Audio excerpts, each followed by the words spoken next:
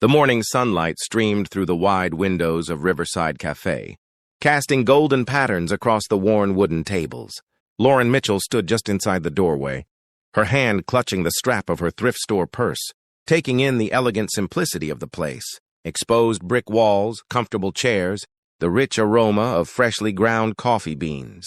It was exactly the kind of cafe she'd walk past every day on her way to work. Never going inside. She was 28, though sometimes she felt twice that age. Her brown hair was pulled back in a simple ponytail, and she wore a beige cardigan over a cream-colored dress, her nicest outfit. Bought 3 years ago for a job interview.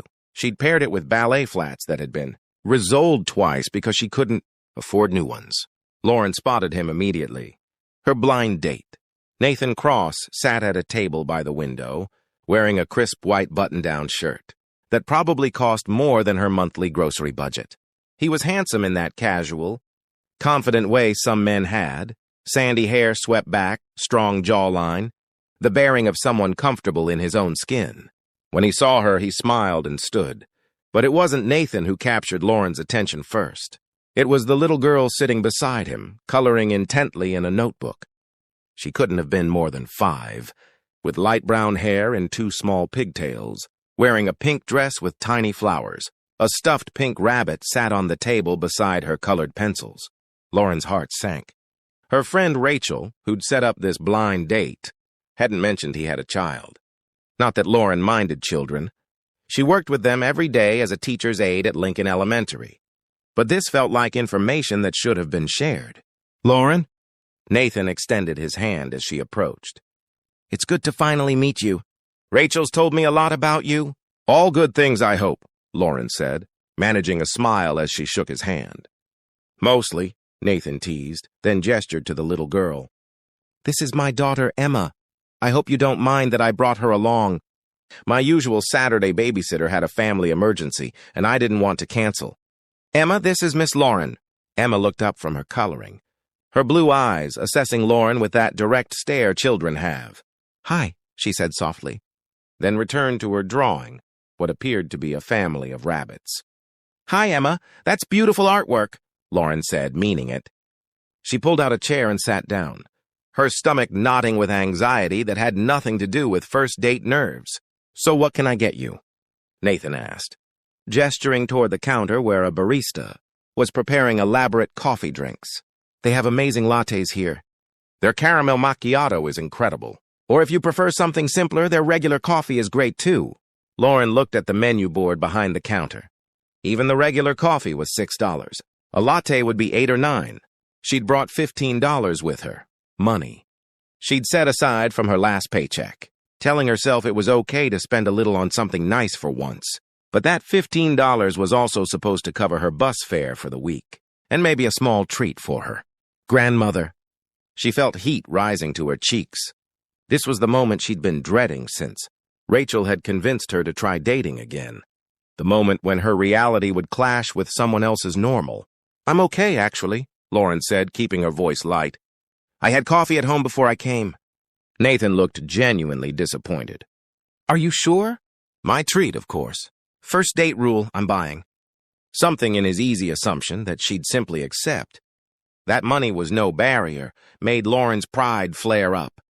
She'd spent her whole life accepting charity, accepting help, accepting the uncomfortable truth that she couldn't afford the things other people took for granted. Just once, she wanted to be honest instead of making excuses.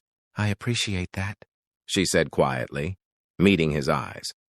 "But the truth is, I can't afford coffee here. I can't really afford coffee anywhere, if I'm being honest." She felt Emma's curious gaze on her, but continued. "I know that's probably not what you want to hear on a first date. Most people don't lead with, 'Hi, I'm poor.' But I'd rather be upfront than pretend to be something I'm not." The words hung in the air between them. Lauren braced herself for the usual reactions: pity, discomfort, or that carefully neutral expression people wore when they didn't know how to respond to someone else's financial struggles. But Nathan's expression shifted to something she didn't expect. Understanding, maybe, or recognition. He was quiet for a moment, then turned to Emma. "Hey, sweetheart, what do you think? Should we get hot chocolate?" Emma's face lit up. "Really? With whipped cream? Absolutely with whipped cream. And maybe those cookies you like? He looked at Lauren, and something in his smile had softened. What about you, Lauren? Would you join us for hot chocolate? I promise it's not as expensive as the fancy coffee. And between you and me, it tastes better anyway. There was no pity in his voice. No condescension. Just a simple invitation that somehow made her honesty feel less awkward. I'd like that, Lauren said, feeling some of the tension ease from her shoulders. Thank you. Nathan stood and walked to the counter, returning a few minutes later with 3 steaming mugs, topped with generous swirls of whipped cream, and a plate of chocolate chip cookies. He set them down with a smile. 2 hot chocolates and 1 coffee for myself, he said. Perfect Saturday morning. As Emma immediately reached for a cookie, Nathan caught Lauren's eye. I really appreciate your honesty, he said quietly. That took courage. Lauren wrapped her hands around the warm mug, the heat seeping into her perpetually cold fingers. I've spent too much of my life being embarrassed about things I can't control. I'm trying to be better about that. Well, for what it's worth, I respect it. Nathan took a sip of his coffee. Rachel mentioned you work at Lincoln Elementary? I'm a teacher's aide, Lauren confirmed. I work with the kindergarten and first grade classes, helping kids who need extra support with reading and math. It doesn't pay much, but I love it. The kids make every day worthwhile.